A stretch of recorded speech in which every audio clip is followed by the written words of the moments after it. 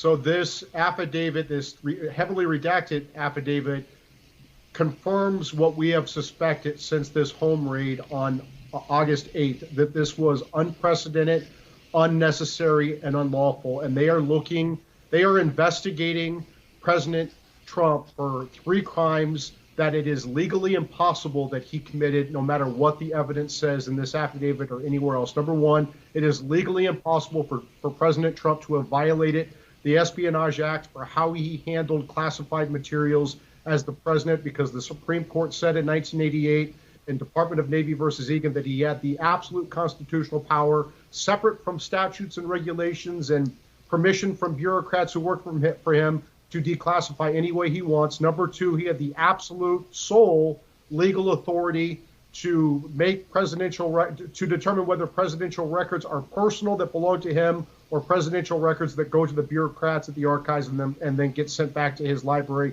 John Solomon, you're the one who broke this story on the 2012 Obama decision in Tom Fitton Judicial Watch's lawsuit against President Clinton regarding 8 years of audio tapes of his presidency in his sock drawer. The third possible crime, they're looking at obstruction. It is legally impossible for President Trump to have obstructed justice in opposing the Justice Department's efforts for investigating these non-crimes. You cannot obstruct justice for non-crimes. The Justice Department didn't have the authority to investigate these non-crimes in the first place. They went down to this biased judge, Magistrate Judge Bruce Reinhart, and got this unlawful, unnecessary, unprecedented warrant to go into President Trump's home in Mar-a-Lago.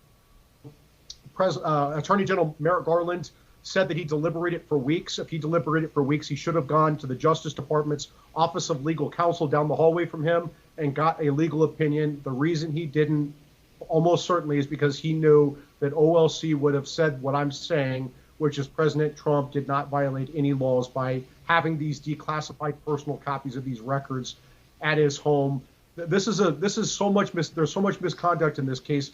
Attorney General Merrick Garland leaked out that he did not personally authorize this raid. We now know that's false.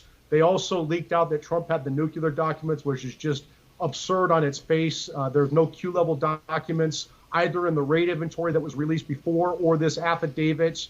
It's just, if they waited 18 months to get nuclear documents, that says more about Biden than Trump.